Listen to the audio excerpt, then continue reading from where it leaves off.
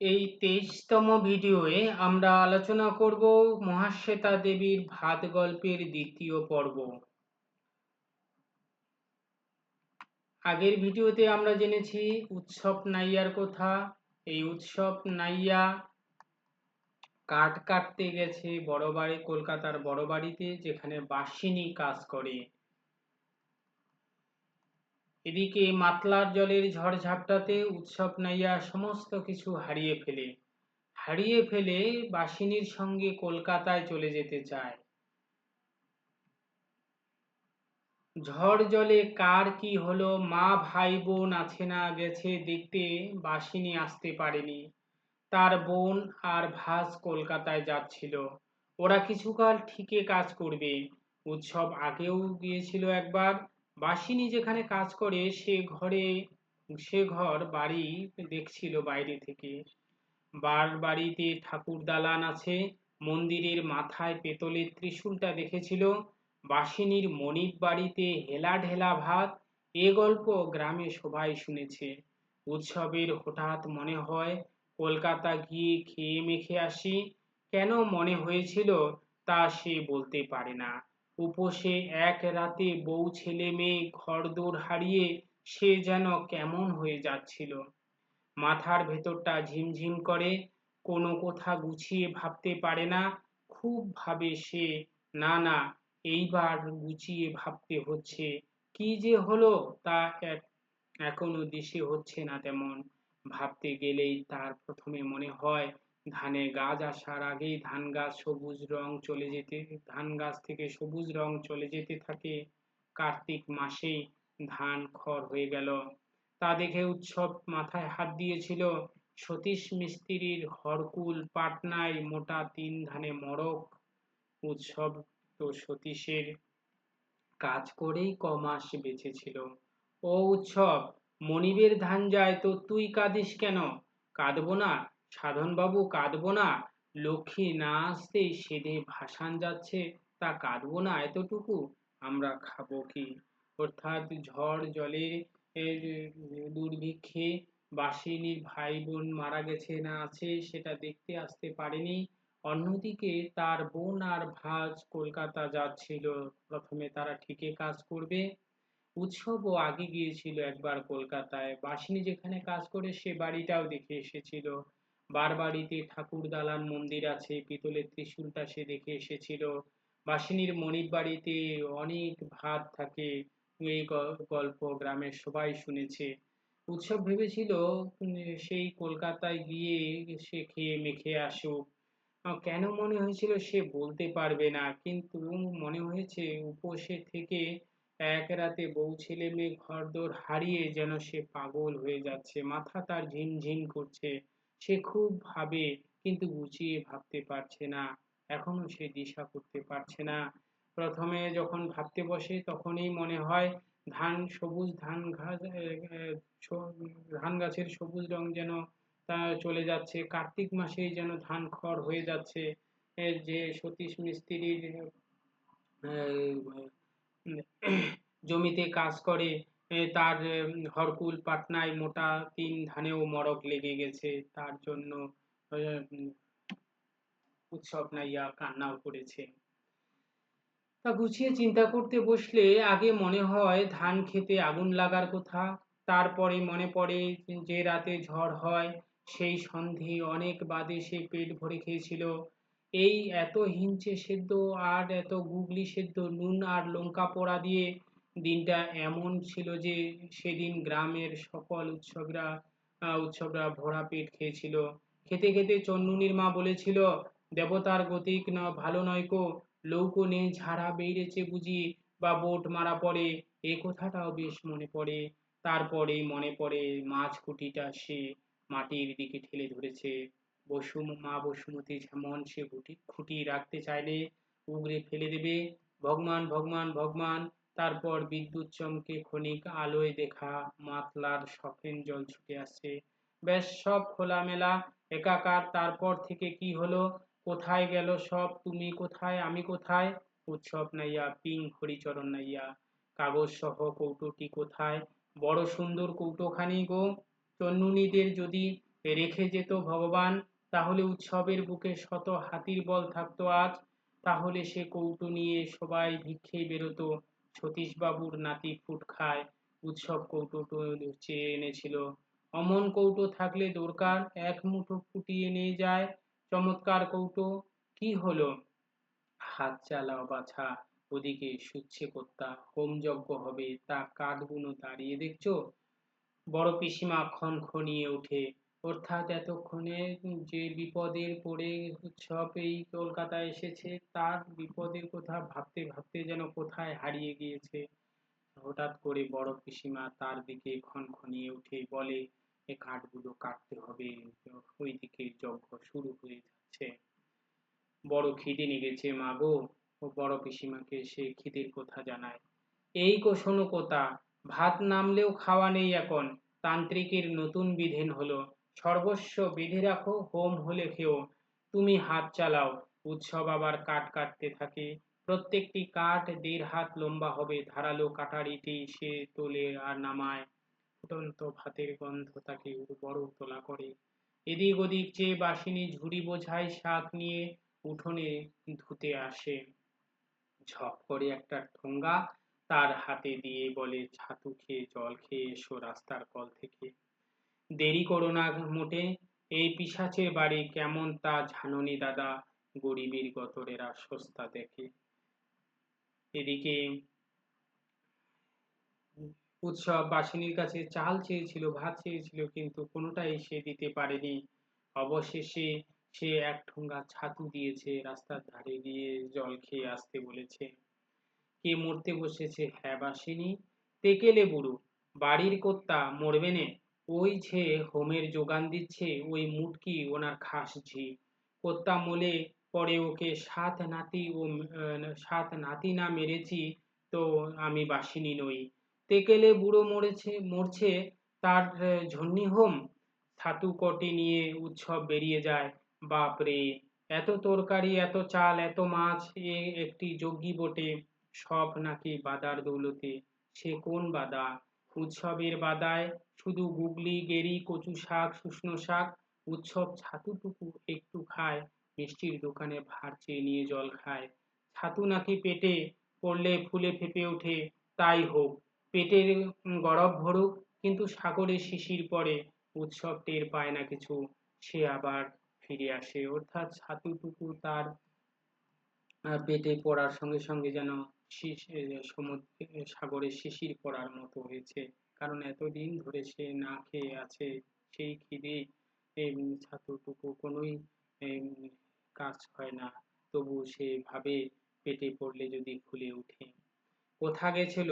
একটু বাইরে গেলাম মা। কাঠ কাটলে, হোম হলে ভাত। উৎসব তাড়াতাড়ি হাত চালায়। মেজ বউ চেঁচিয়ে বলে, খাবার ঘর মুছেছো বাসিনী? সব রান্না তুলতে হবে। বাসিনী বলে, মুছেছি। বড় বউ হেঁকে বলে, সব হয়ে গেল। মাছের ঘরে সব হলো। মাছের ঘরে অর্থাৎ মাঝের ঘরে সবকিছুই হচ্ছে। এসব কথা শুনে উৎসব বুকে বল পায়। ভাত খাবে সে, ভাত। আগে ভাত খাবে, জিভে ভাতের সোয়াদ নেবে। আসার সময় গা গেয়াতি বলেছিল, কলকাতা যাচ্ছ যখন, তখন কালীঘাটে ওদের শ্রাদ্ধ সেরে দিও। কালীঘাটে, কলকাতার কালীঘাটে, অর্থাৎ শতপথীকে দিয়ে সেখানে শ্রাদ্ধ করতে পারেনি সে। তাই গা গেয়াতি গ্রামের এবং আত্মীয় স্বজনেরা বলেছিল যাতে কালীঘাটে তাদের শ্রাদ্ধ অনুষ্ঠান করে আসে। হ্যাঁ, তাও করবে উৎসব। মহানাম শতপথী তো এলো না। এলে পরে নদীর পাড়ে ষাঁড়বন্দি ছড়াৎ হবে। উৎসব কালীঘাটে ছড়াৎ ছাড়বে। সতীশবাবু বলেছে, উৎসবের মতিচ্ছন্ন হয়েছে বই তো নয়। বউ ছেলে মেয়ে অপঘাতে মরল, মানুষ পাগল হয়ে যায়। উৎসব ভাত ভাত করে করছে দেখো। তুমি কি বুঝবে সতীশবাবু? নদীর পাড়েও থাকো না, মেটে ঘরেও থাকো না।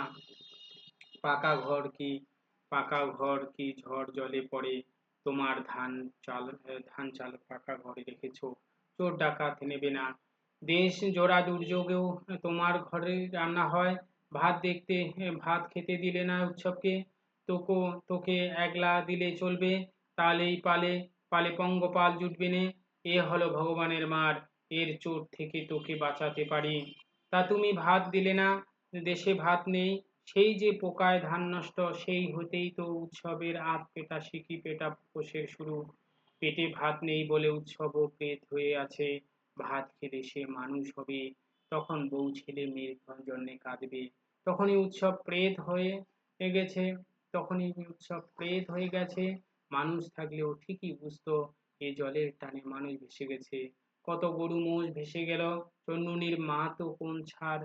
উৎসব কাঠ কাটা শেষ করে 2.5 মণ কাঠ কাটলো সে ভাতের হুতাশে, নইলে দেহে ক্ষমতা ছিল না। অর্থাৎ সে যেন ভাতেরই স্বপ্ন দেখে চলেছে, ভাত পেলেই হয়তো সে প্রেত থেকে মানুষ হয়ে উঠবে। মানুষ হলেই সে ভালো করে ভাবতে পারবে যে এই ঝড় ঝাপটা জলের টানে মানুষও ভেসে গেছে, গরু মোষ ভেসে গেছে, চন্নুনির মাও তো ভেসে গিয়েছে, এটা স্বাভাবিক। তাই সে ভাতের হুতাশেই, ভাতের আশায় 2.5 মণ কাঠ কাটতে শুরু করেছে। 5 ভাগে কাঠ রেখে আসে দালানে, উঠানে কাঠের কুচো টুকরো সব ঝুড়িতে তুলে উঠোন ঝাড় দেয়। তারপর বড় পিসিমাকে দেখতে পেয়ে শুধোয়, মা বাইরে যেয়ে বসবো? বড় পিসিমা তখনই জবাব দেয় না, কেননা তান্ত্রিক হঠাৎ ওং হ্রিং ঢং ঢং ভূ ভো ভো রোগ শ্রেণু শ্রেণু বলে গর্জে উঠে, রোগকে তার কোরান। কালো বেড়ালের লোমে রোগকে বেঁধে ফেলেন ও হোম শুরু করেন। একই সঙ্গে ওপর থেকে নার্স নেমে এসে বলে, ডাক্তারকে কল দিন। অর্থাৎ যে সময়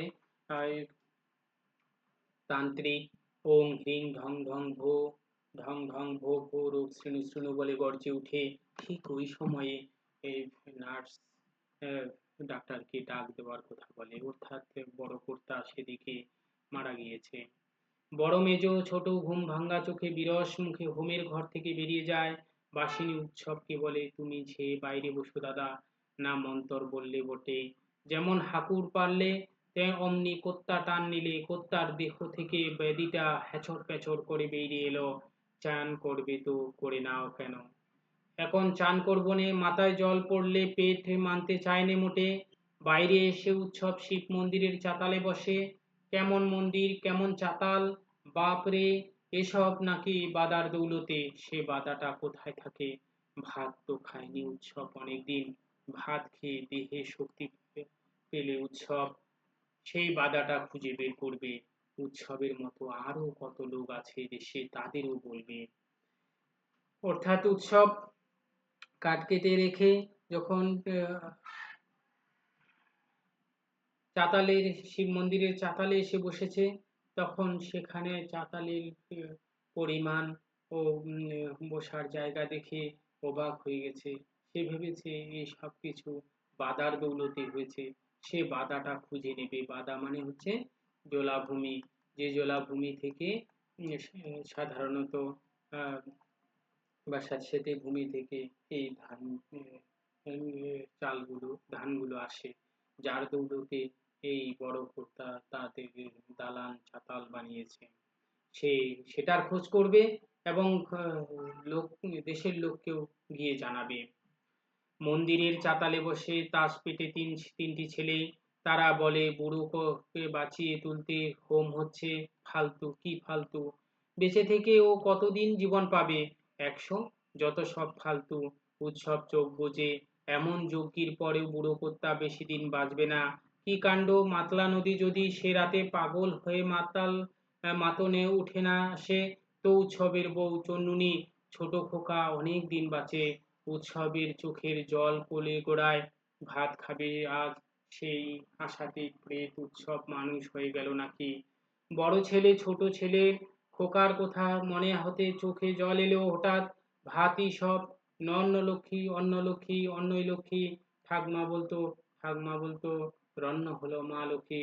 রন্ন মানে হলো অন্ন, লক্ষ্মী বলতে এখানে লক্ষ্মীর কথা বলা হয়েছে, মা লক্ষ্মীর কথা বলা হয়েছে, যে অন্নই হলো লক্ষ্মী। তার ঠাকুমা বলতো।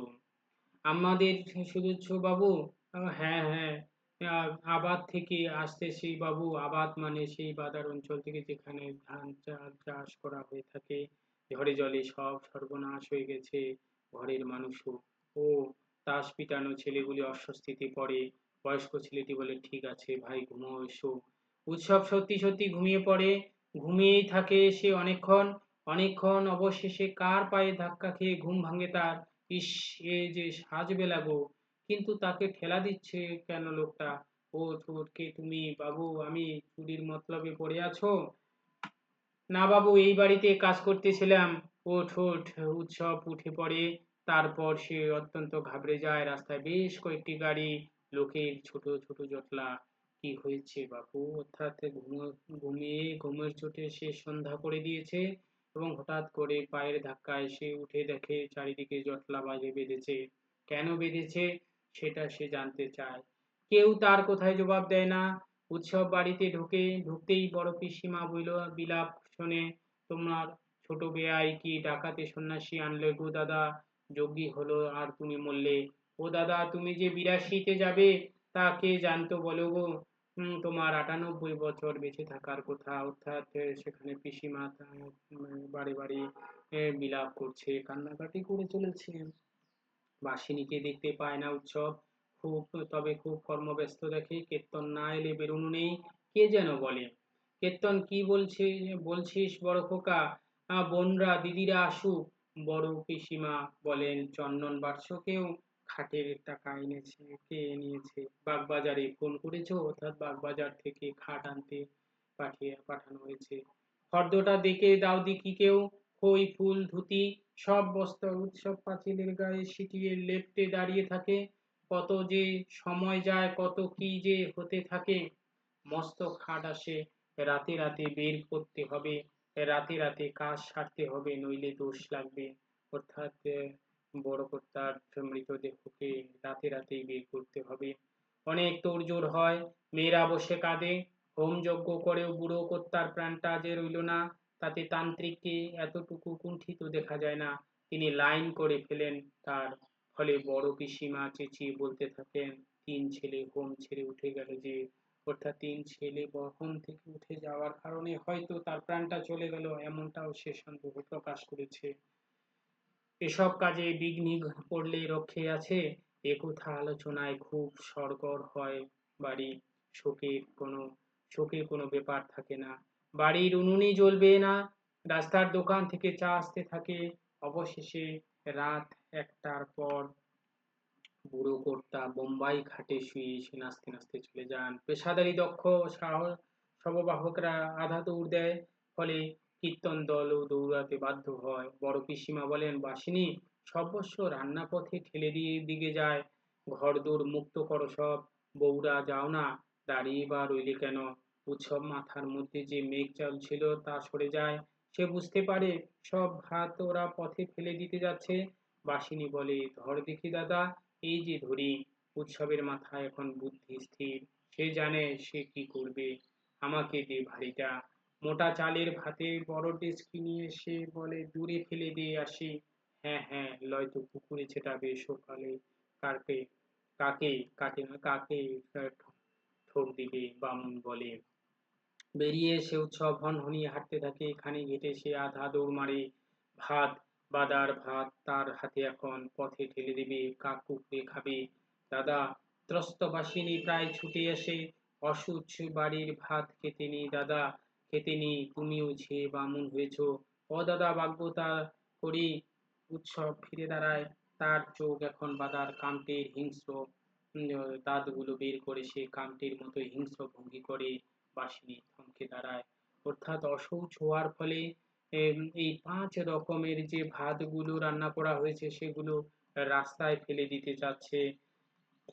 তাই ভাতের নেশায় উৎসব মোটা চালের ডেচকি নিয়ে মোটা চালের ভাতের যে বড় ডেচকি নিয়ে সে দৌড় মেরেছে। এবং কিছু দূর যাওয়ার পরে যে বাদার কামটের মতো হিংস্র পশুর মতো সে চোখ দেখিয়েছে বাসিনীকে।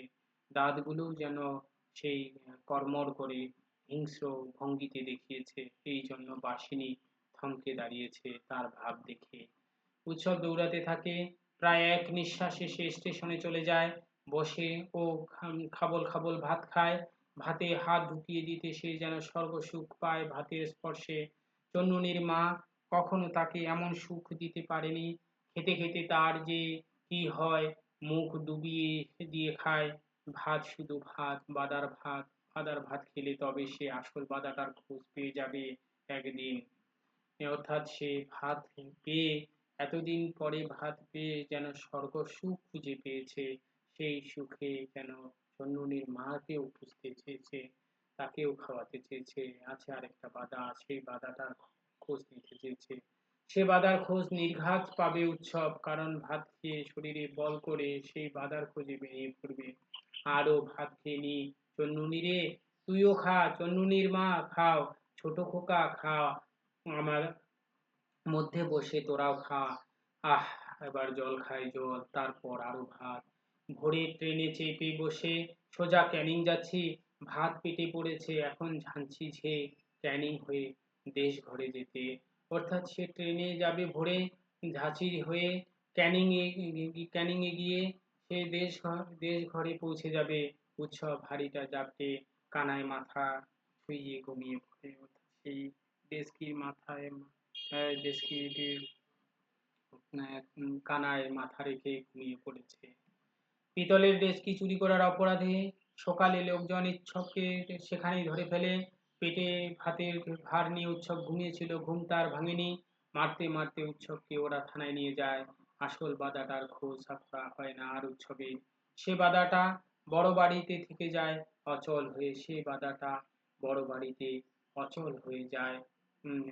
বড় বাড়িতে, অর্থাৎ যে বাদার থেকে ধান চাল আসে, সেই বাদার খোঁজ করতে সে চেয়েছিল ভাত খাওয়ার পরে, কিন্তু পিতলের ডেস্কি চুরি করার অপরাধে তাকে মারতে মারতে থানায় নিয়ে যাওয়া হয়েছে। অতএব সেই গচ্ছিত হয়ে থাকা বাদাটিকে, চাল গচ্ছিত হয়ে থাকা বাদাটির আর খোঁজ করা হয়নি। তার পাঠবোধ অংশ থেকেই আমরা বুঝতে পারবো এই গল্পের মূল অংশটি। আসলে এই গল্পে